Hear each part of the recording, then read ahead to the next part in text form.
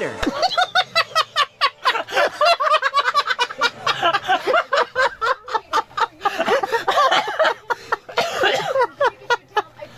This podcast is not suitable for children or those who are easily disturbed.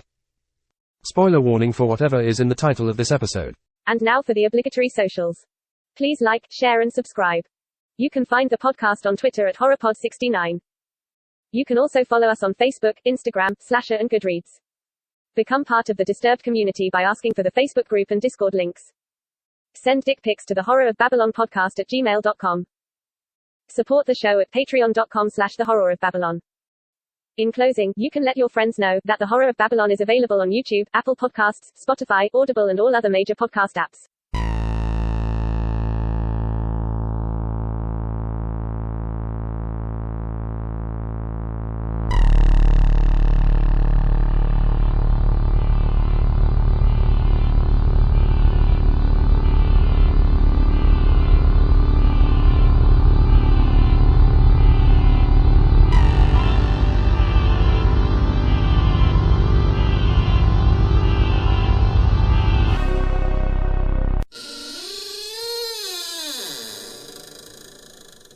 Welcome to episode 113 of The Horror of Babylon, where we discuss Goosebumps 2, Haunted Halloween. I'm Ryan, and with me as always is Daniel. Say hi, Daniel. Hi, Daniel. And thank you to our patrons, Abigail, the First Breaker of Chains, Mother of Dragons, and Logan, the Full Metal Patron, and Ben, the Fourth Patron of Hope, and Mia, the Fifth, the Rainmaker. She makes it rain. Oh, she makes it rain. And thank you to Horsemen Comics and Gaming, which you can visit at the Morgantown Mall in Morgantown, West Virginia, the Mall of Robinson in Pittsburgh, Pennsylvania. You can shop online at shop.forhorsemancomics.com. And if you make it into the store, say hello to Ronald III, Grampus of Christmas. And next time I'm in, I plan to bring some adult diapers up to the register and try to get them to flirt with me. I don't know how it's going to work out, but I'm going to try, because that's a movie scene that I want to relive in real life, and I want it with you, Ron. I have a reference that could work here, but it's too dirty, so I'm just going to skip it. Okay. All right. Trigger warning. Dolls. Puppets. Diapers. Diapers. College application essays. Very triggering for me. Nicholas Tesla simps. Not triggering for me personally, but if you're like Sam in this movie, it can be triggering for some people. I think his simps are annoying. Like, yeah, he's a great scientist, but I mean, come on, it's been like 50 years. Our history with Goosebumps 2, I've seen this one probably 4 or 5 times. When it was in theaters, all 4 of us, me, Drake, Emma, and Beck, all went to see it, which is probably the first and the last time you'll ever hear me say that on this podcast about a movie. Yeah. But yeah, I think it's good. It's not as good as the first one, but it's like fun. I enjoy it. It is fun. Yeah. And you've never seen it before? Yeah, I didn't even know there was a second one until you told me. Yeah. I don't think it had as good a marketing, but I mean, that's pretty normal for sequels. And then it doesn't make as much money, and then they don't make a third one. Yeah. The vampire's a pure myth, superstition. I may be able to bring you proof that the superstition of yesterday can become the scientific reality of today. Released. Forgot to write the date. Again. October 12th, 2018. Yeah, that is... The first one was a summer movie. You would think Halloween time would have been like the time, but that's what they did with this one. Yeah. Okay. It is directed by Ari Sondel, who did one of my favorite high school romantic comedies, The Duff. If you haven't seen The Duff. Is that a Simpsons spinoff? No, it is The Dumb, Ugly, Fat Friend. Okay. The Duff is like the girl that the pretty girls hang out with to make themselves look prettier. Oh, yeah. Yeah, it's a funny movie. Okay. Yeah. It was written by Rob Lieber, who also wrote the film adaptations of Peter Rabbit and Alexander and the Terrible, Horrible, No Good, Very Bad Day. So. All right. All right. Development on this film began in September 2015, so just after the release date of the original movie.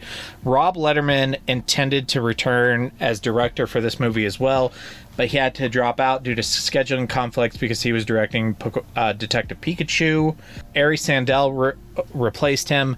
Jack Black and Odeya Rush, who played Hannah in the first movie, were set to reprise their roles. Black's role was reduced, and he's actually his cameo in this movie is uncredited. Huh.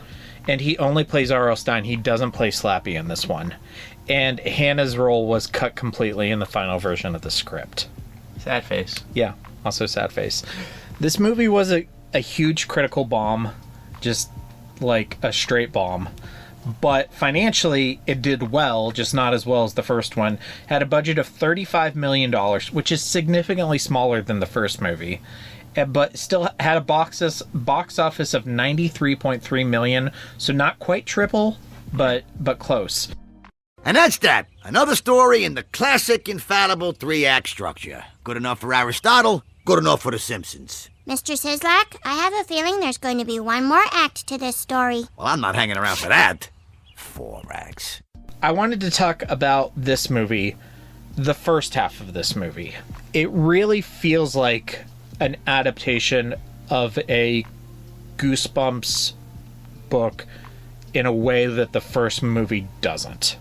I, again, just kind of thought it was.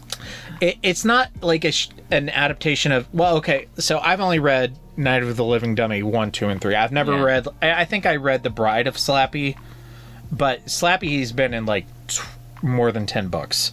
Yeah. So, and I've never read any of the newer ones. I would just want to get a Slappy collection. There is a Slappy collection. Oh, okay, cool. I bought... Beck and I got it for our nephew for Christmas this year. That's cool. Yeah, he's the one who's, like, super into FNAF. Yeah. So it's like, oh, this is up your alley, sir. But it's not like an adaptation of a specific one, but it follows like the same kind of premise that they all do, where like a kid finds this doll, it has this card in its pocket, you read the magic words, the doll comes to life. At first, like, oh, it's a magic doll, and then weird stuff starts happening, things you can't explain, and then it's revealed that the doll is evil and the doll does something bad. Yeah. So the first half of it really feels like an adaptation of one of those books, but then like the second half of it kind of devolves into what I feel like is like a weaker version of the first movie. Yeah. The premise is a little different. Instead of Slappy bringing to life all of the Goosebumps monsters, Slappy just brings all the Halloween decorations to life, which I think is a cool premise in and of itself. But it basically just becomes the same thing that the first movie did, where they just cause havoc throughout the whole town. Yeah. And it's just... It's like the first movie, but not as good. But not as good, yeah. But there are, like, a lot of tropes in this one as well. Like so many. So many. The kid, like the older sibling who's super frustrated with their younger sibling. I can't believe I have to babysit my sibling. Yeah. I have a paper to write. Exactly. He's bigger than me. Why do I need to watch him? Have you seen what he blows up when he's supervised?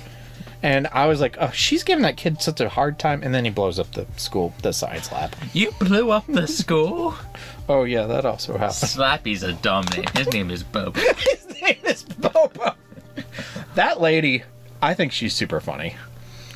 It was also kind of slightly cringe parent. Yeah, cringe parent. Bullies. Bullies, which is a big Goosebumps trope that we didn't get in the first one. Yeah. And also, like, super, super fatherless behavior. He's super fatherless behavior. And I actually don't have the bully listed under characters, but remind me, we're going to talk about him, because I noticed something about the bully in this movie that I had never noticed before, and I want to bring it up. Okay. Twist. There is a twist at the end. It's a very goosebumpy of a twist. But there's no, like, mid-twist like in the first, like a big twist. Yeah, and there's nothing that I feel was, like, really trying to catch me off guard. Mm-hmm. Or trying to catch a kid off guard. You know? Yeah. It was a lot more straightforward. They're coming to get you, Barbara. Let's go ahead and jump to characters, and we'll start with our protagonist, Sarah Quinn, played by Madison Eastman. What did you think of Sarah? I'm glad she got into her college. Yeah, I am too. It was a nice happy ending. Write what you know. My younger brother is a chud. And his friend. I hate them both. But not because he's black. But not because he's black. Because he's a nerd. Because he's a nerd. We're the Junk Brothers. How much are we getting paid for this? I would have fucking hit him.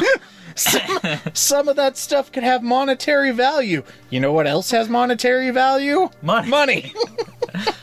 This weird, creepy dude tried to give me riding advice after showing up and not being helpful. Yeah, I'm here to save you. It appears you have already saved yourselves. She feels like a very Goosebumps character in that she's very effective in the role that she plays. I don't think she's as good as Zach from the first movie, but I mean, she's totally functional. If this was really a Goosebumps book, Slappy would have been in the back of her car as she drove off to college. Yeah. Why didn't that happen? That would have been... I think I like that better than the twist that we got. Because I was thinking about like how Goosebumps books end, and I was like, that's what would have been if this was a Goosebumps book. That would have been the twist. Unless they're going to do a third movie where Jack Black is actually stuck in a Goosebumps book, I would have preferred that. Yeah, that would have been cool. He's stuck in a Goosebumps book, and the person who has to like help him is like the previously discarded version of Hannah from like his drafts. Kind of write it like what's her face from the FNAF books. You know how I would write her is like there'd be multiple versions of her, and like one of them would just be like half a person. She's like, "Oh, you never finished me." That's funny. Okay, Jeremy Ray Taylor, who plays Sonny Quinn. You definitely know him as Ben Hanscom from the new It movies. The first time I watched this, I was like, he kind of looks like the kid who played It, but no, it's not him. Because this movie is from 2018, and that first It movie is from 2017. And obviously they weren't filmed in those years, probably, but like the difference between this kid and those two movies is huge. I was just like, puberty hit him like a brick shit house. I thought you were making a fat joke. No! I was like, man, dude, that's me. He got tall and he like, I mean, he's still like overweight, but he's like, he wears it better. I agree with that. I thought you were just being funny mean. No, like, I mean, like, he had like a growth spurt. Yeah. And he just wears the weight better. Yeah. And I think he also lost some of it. But he is, I didn't recognize him. No, yeah, you can kind of see it like here, but he looks really different. What did you think? I thought it was so funny. Yeah. I thought both of those kids were funny. They played well off each other. Yeah, him and Sam Carter, played by Khalil Harris, they both did a great job. They have a great back and forth, great chemistry. They felt like real best friends. We already did like the best joke in the movie. You know what else has monetary value? Money. When Sam is out there putting the pumpkins on the stoop, and like Sonny has found out that Slappy's real, he's like, Sam, come up here. I don't want to learn about Tesla. He's like, no, come up here for real. If you try to educate me about Nikola Tesla. Did you know his electricity was actually better than Edison's? Yes. Yeah. Yeah. I did. No, they're great, and I like the jack-o'-lanterns where he tells he's like, Sergeant, your job is to guard this porch, and then it comes back to bite him in the ass later. And the R-word pumpkin, his name is Terry. I'm Terry, I'm a circle. God damn.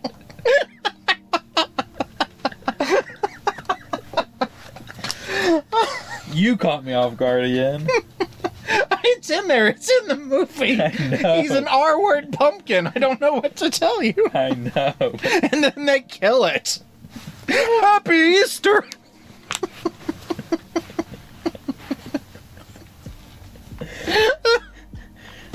Okay.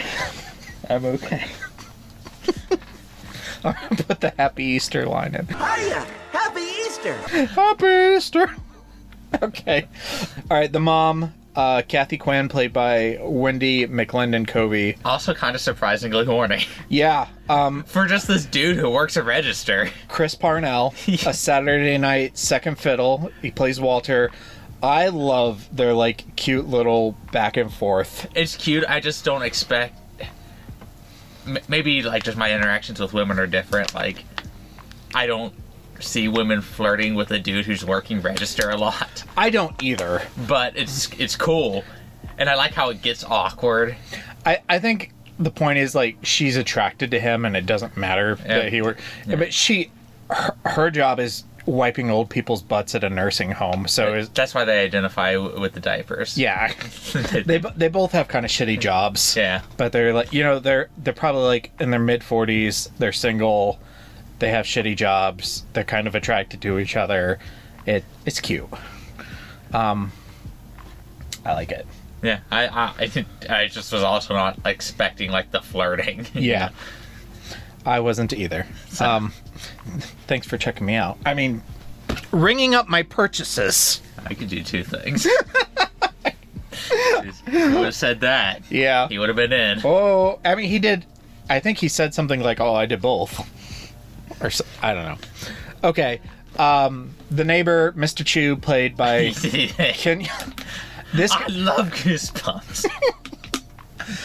Every time I watch this movie, all I can think of is how I've seen this man's penis. You've seen this dude's penis? He's in The Hangover. Oh my god, that is his penis. Yeah. This guy's in a ton of movies. I see him all the time. Every time I see him, I'm like, I know what your penis looks like. But yeah, he is really funny. I have another story for this, but I'm not going to drag it on here, so I'll tell you in a minute. This is how I would react if I was, adult and caught up. Like, we're in a Goosebumps story? That's awesome! Yeah, that's who we are. Except not Asian. No. I mean, I guess we could also be the kids. Yeah. I see us acting like that at some point. No, I agree. I think we still kind of act like that. Yeah. No, we do. And then Jack Black, uncredited as R.L. Stine, returns. He was probably on set for like 2 days. I don't know why it's an uncredited cameo. Maybe if they don't credit him, they don't have to pay him as much. I don't know. Sometimes, like if you're a really big name actor, you'll get like top of billing. Uh-huh. But if you're not credited, they don't have to put your name like...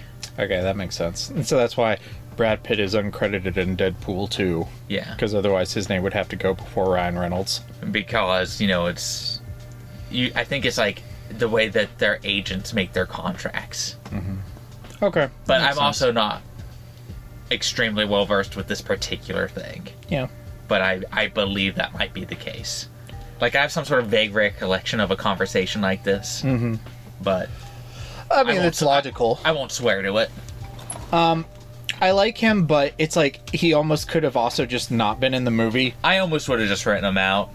Because when I saw him, I wanted more of him. Yeah. And it made me go, you needed to be in more of this movie or less of it.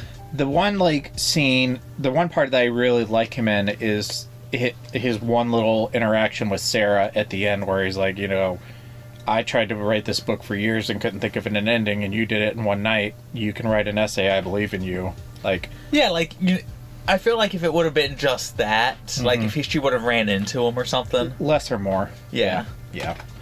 Which kind of also relates back to the... I wish this movie would have picked a lane, because it's like halfway a Night of the Living Dummy movie, and then halfway... the first movie, but not as good. I wish it would have just been a Night of the Living Dummy movie, because up until then, I thought it was just maybe not as good, but it was a tighter version of the first movie. Yeah. Like, it was more focused. I was like, you know what? On this level, it works better. And then it stopped. I think that if I just look at the first half of this movie, let's say I gave the first movie 9 out of 10, and I'm just looking at the first half of this movie, I probably would have said it was an 8 out of 10. Yeah. And then it kind of goes downhill the second half. The second half isn't bad. It's still entertaining. I just don't think it's as good as what they were doing. Yeah. I didn't know until this rewatch that Slappy was not Jack Black, because the guy, Mike Wingert, who does the voice of Slappy, and Avery Lee Jones, who's the puppeteer, Mike Mick Wingert, he must be like a voice double for Jack Black because he sounded like the exact same to me. Yeah, I didn't. I mean, I also didn't know it was Jack Black in the first movie. But Jack Black also kind of has range as a voice actor. Yeah, I wish he would do more voice acting. Like a surprising amount. A lot of like A-tier actors, when they do animated movies, they just talk. They just speak their voice. They do their voice. Yeah, but Jack Black acts. Yeah. Like in a way that like people who are like regular cartoon voice actors do. If I didn't know Jack Black was Bowser, I wouldn't have ever guessed it was Jack Black as Bowser. Maybe during Peaches, but... okay, maybe because that does sound like a Tenacious D song. Yeah. But I would have probably just guessed that they got a different singer, because they do that a lot for animated movies. They do. So... I like this dude. I have something to say about Slappy, and it's one of my favorite parts of the movie. There's these scenes where it's like him from behind, and the puppet moves, and it looks like somebody's just picking up the puppet and moving it like the lowest of low budget movements, which is also kind of how I expect a living puppet would move. And it cracked me up every time I saw it. I'm like, that's so and I was like, I hope that's on purpose. I hope they were like, hey, let's make it look like really low budget and like cheap. It could be like a tongue-in-cheek reference to like the Goosebumps TV show. So like the TV show, yeah, and low budget horror movies. Just like no one can see me doing this, but it's like lifting up a doll and moving it and trying to keep your hands off camera. It's like bouncy. How you play with an action figure, but with two hands. Like yeah, it's very bouncy, and they did it like 2 or 3 times. And I was like, that's so fucking funny. I loved it. It cracked me up. So let's kill you all. I'll drive you crazy and I'll kill you all. I'm every nightmare you ever had. I am your worst dream come true. I'm everything you ever were afraid of. I want to talk more about Slappy, but I want to do it in scary shit. So first, let's jump to scary shit. And I'll ask, is this movie scary? No, but I think it has better scares than the first movie. I think there is one scene that legitimately... It's not scary. But there is one scene that legitimately creeps me out. And it's where Slappy is watching the girl sleep. It's creepy, and I actually, like, in the theater, it gave me goosebumps. It's more like an actual horror scene. And I think this movie has more horror tropes with Slappy. And up until, like, they just did the first movie again. Yeah. It was... probably more like what the other like half of my straw man argument fandom probably wanted. You know what I mean? The scene where Slappy drops the ladder out from under the kid, that was effective. And it's like, I love when they're carting him out. He's like, oh my god, it was so dummy. He used his magical mind powers. And even something as simple as just the mom holding him, and everyone's like, like she's holding a bomb and she doesn't know it, and she calls him Bobo. It's so funny. I was like, oh my god, he's gonna murder you. Slappy, that's a ridiculous name. His name is Bobo. Which also kind of sounds like something like a 40-year-old mom would come up with. Yeah. Like I say that I'm closer to 40 than I am 30. So she's the kind of mom who thinks Bluey is super cute and has a Bluey phone case. Yeah. Like, so she thinks that's a great example. Oh my god. Yeah. I think Bluey's cute. I kind of want to watch Bluey just because, like, all my adult friends dig it just because of, like, watching it with their kids. Yep. Okay. And also, like, the girl did something that every time there's, like, a horror movie with, like, a doll or something small, you're always just, like, throw it in a fireplace. Yeah. And they talk about that. Which is what you should do, but the kid, I'm going to call him Ben. His name isn't Ben, but Ben, he says something that is really smart to me, like, I didn't think about. Like, if you burned a haunted dummy in your fireplace, that would give you nightmares, because you'd be thinking about its evil spirit in your house for, like, forever. What if he just haunts my chimney? That'd be fine.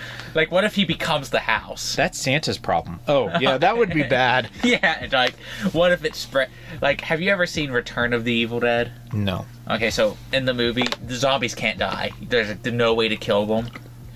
And at first there's only one zombie, and they try to burn it. And it causes it to rain and infect an entire graveyard of zombies.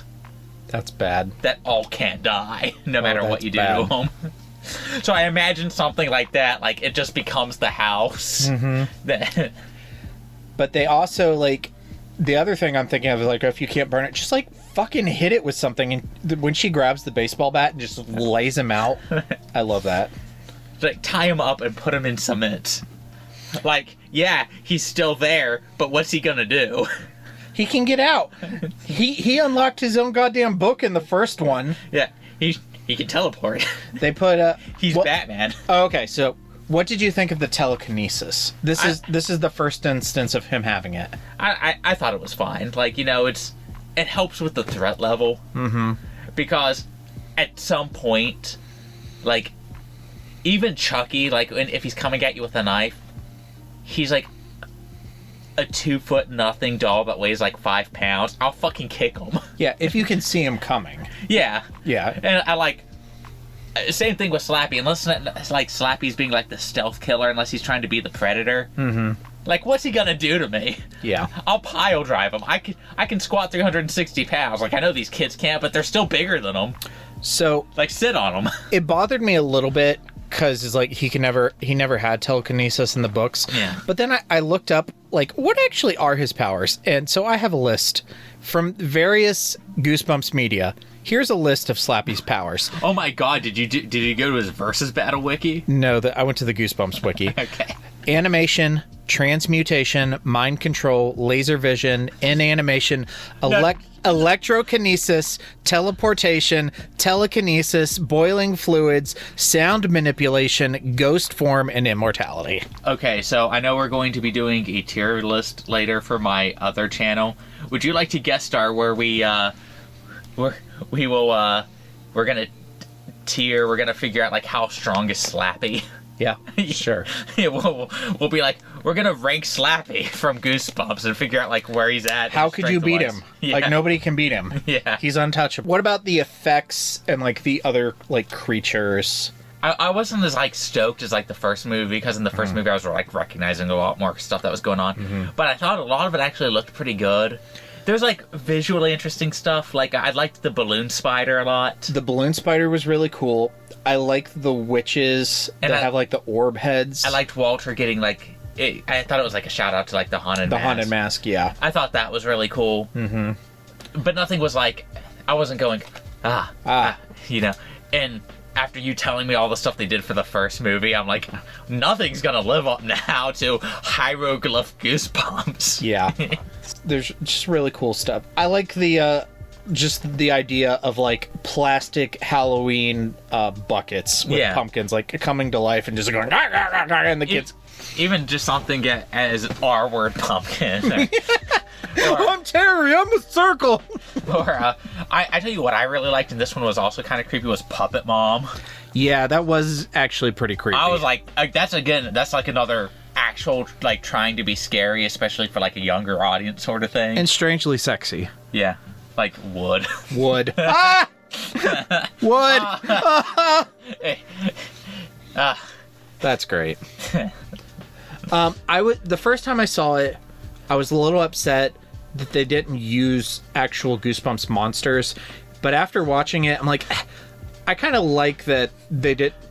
My complaint is already that they tried to do too much of the same stuff from the first one, so maybe it's actually better that they didn't use a bunch of monsters from the first one. I agree with that, but it just felt like the discount version of what I already got. Yeah, and it's funny because Slappy got a bunch of these from like the discount pharmacy store. Yeah, like I got the 99-cent last minute mask. That's great. Yeah. Is it like game to like sneak up to your girlfriend's window in like a rubber mask and like scare the shit out of her? Does that make women want you? Oh, do you want like an actual answer? In my experience, yes. Okay. I was talking about this with a couple coworkers last night. I was like, I just pull hair now because every woman I've been with has asked me to pull her hair. Like, I'll start small. One day you're gonna be with somebody who doesn't like that. But it's like you just start low and then you just increase the intensity. And both of the people I was talking to was like, well, I can't even say anything because I love having my hair pulled. And Mia actually was one of the ones I was talking to. She's like, great to know I'm not special. I go, you're special to me. You're just not special in general. Because I remembered your Bluey reference. That is a great Bluey episode. So I've mentioned on the show before that Beck likes to sleep with the TV on. Yeah. And she's been sleeping to Seinfeld recently. When I was in middle school, I watched like every episode of Seinfeld like 3 or 4 times, and then I haven't really watched it at all since middle school. So I'm rewatching all these episodes, and I'm like getting all of these jokes that I didn't get in middle school. Yeah. And I'm thinking like, why did I watch this show as a kid? But I watched this one the other night that I want you to watch at some point. Okay. So Jerry is with this girl, and he brings her home. And they're in the apartment, and they go back to the bedroom, and they're making out, and things are getting hot. And then all of a sudden, it like shows her like storming out, like, you're sick, you're a pervert, I can't believe you said that to me. What the fuck is the matter with you? And she leaves. And it's the next day, and he's at the coffee shop with George, and he's telling him about what happened. He's like, she was talking dirty, and she was saying all these nasty, dirty things about her panties, and just like talking about her panties. And mind you, George, I'm just trying to keep up. So I decide I'm going to talk dirty to her too. And George, like, I don't know where this came from. It just popped out. She said something about her panties, and I said, you mean the panties your mother laid out for you?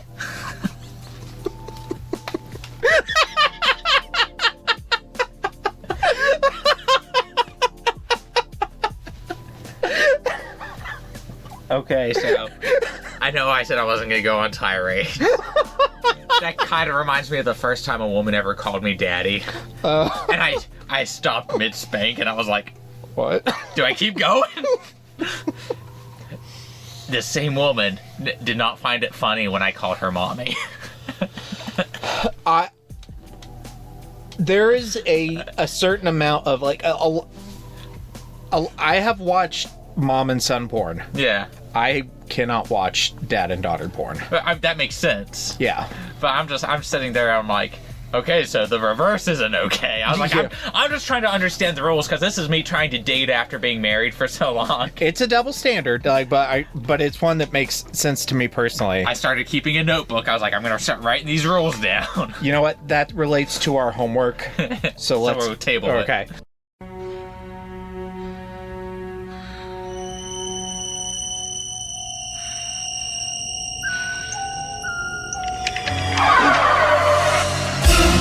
Kiss me, fat boy. Kiss me, fat boy. I just wrote, middle-aged person flirting is super cute. It reminds me of when I flirt with women that are actually my age. There's this one coworker that I flirt with a lot, and I also can't tell if she's reciprocating. But she's 39, I'm 36, and I'm like, this feels different from how I flirt with other people. Mm-hmm. But it also almost kind of feels more like almost innocent is how I would describe it. And I'm like, man, maybe I should just keep flirting with this girl. Maybe. Yeah, so. Maybe. Oh my god, are you Stephen King? No, I'm Dean Koontz. Oh.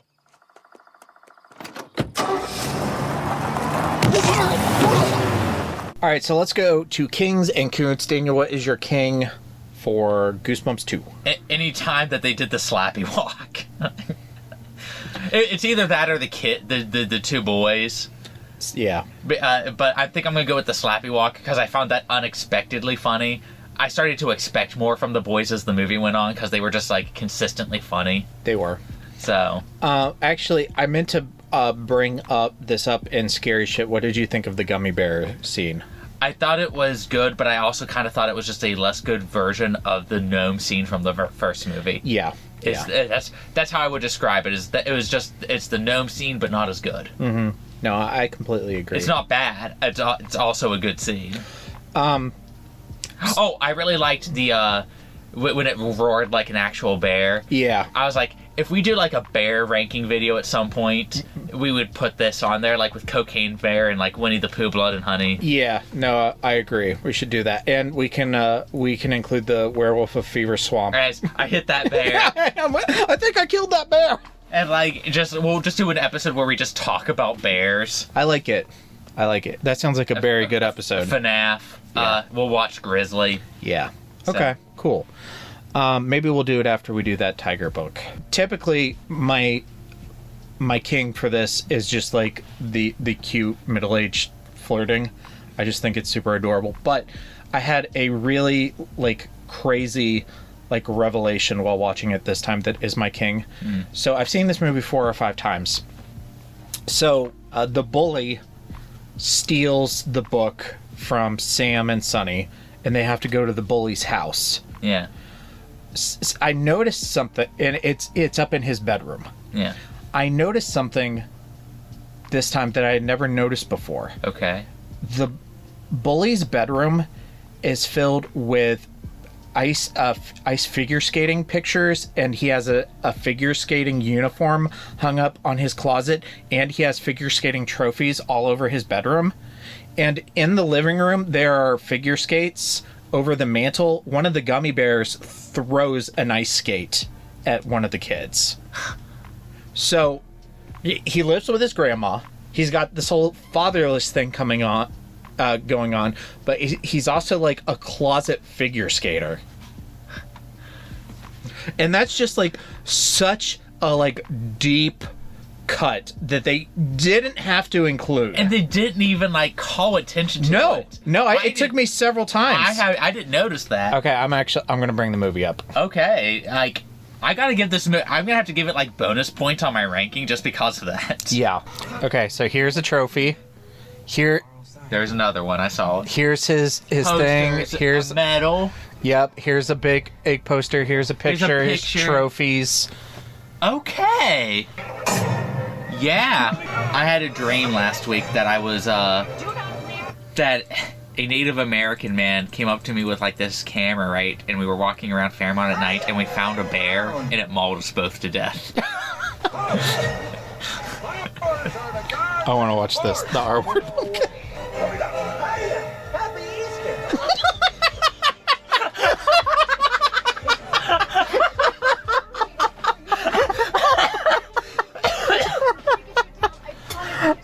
I think that should be our opening, is us reacting to that scene. Okay. Happies!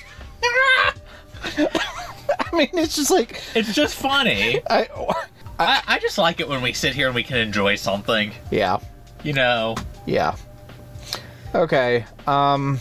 So... Koontz's, I might just the second half, just like trying to be a worse version. Yeah, that's my Koontz. Yeah. All right, ranking. I did not rank this one ahead of time. Do you want to go first? You want me to? You went first on the last one. Okay. So let me just the blob. Got it on Laserdisc. I swear to God, I'm gonna use that line on the first woman I flirt with. I'm gonna let you know how it goes too. Great. Brian, I need you to order me a copy of The Blob. Sure. It's going to be my new number 30. That's fair. Below the Star Wars Holiday Special and above Idris Elba and Beast. Not as good as the first one, but still a fun time. Yeah. Cool. Here's like the middle-ish of your... Yeah, go up a little bit. Mine's going to be probably a similar spot. I think I'm gonna put it right above The Blob, 1988. Your new number 35. Because I would, I think it was a fun movie. I think the second half's just a little bit weaker, but it's not bad. Yeah. I would put this on all the time. I'd probably watch Cocaine Bear, Five Nights at Freddy's first, but yeah, you know what? If I wanted to have like a good time, like Halloween marathon, I would put this on the list. Yeah, do a double feature. I agree. Hello, Mr. Stein. Hello, Mr. Black. Who's that? He's the new drama teacher. So Zombie Day, and I just wanted kind of a lack of Easter eggs, which is... the first time I watched it was a little disappointing, but maybe is a better thing that it wasn't so focused on, like, shoving references from the books in your face. Yeah. Again, I think my ideal version of this movie would have just been an adaptation of Night of the Living Dummy. Like, even if it's not a straight adaptation, whenever it was just Slappy, I felt the movie was stronger. Yeah. I feel if it was probably just that, it probably would have got back into my top 20. And he could have, like, still, like, made Walter, like, his... Yeah, like, you could do, like, a couple things. He could have reanimated the gummy bears to try and stop them. Yeah, like, the gummy bear scene's good. Mm-hmm. Walter's good. I think it was just everything else. I also really like that Easter line. Maybe instead of doing it, like, to the whole town at once, it's just something that he's doing as he's going. Yeah. Is probably a good way to, like, find that middle ground. Mm-hmm. Like, they're trying to chase him down, so he'll bring stuff alive as he's trying to go do whatever he's doing. doing. Like, roadblock them. Yeah. And the first thing he does when he leaves the house is reanimate those pumpkins. Yeah. Happy Easter!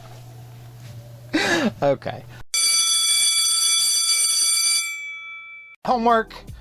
So apparently Slappy has a mom fetish. How do you satisfy him without destroying a town?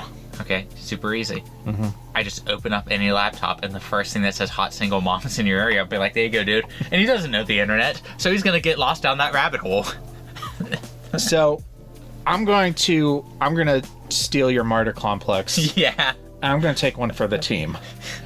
Like, Slappy, I'll roleplay with you. Come sit on Mama's lap. It's like, oh, you got home from school early? Oh, well, I was just heading to the bath. Can you come watch my back, Slappy? Help me step, Slappy, I'm stuck. No, like, Slappy, my son, I've been nursing your little sister so much, but since she's with Grandma and my nursing machine is on the fritz, my boobs are aching. I need you to nurse for me, Slappy. Have you seen the godforsaken show Big Mouth on Netflix? I have purposely avoided watching that. It's like season 5 or 6, like 5 seasons past what it should have been. Mm-hmm. One of the main characters is a girl, mm-hmm.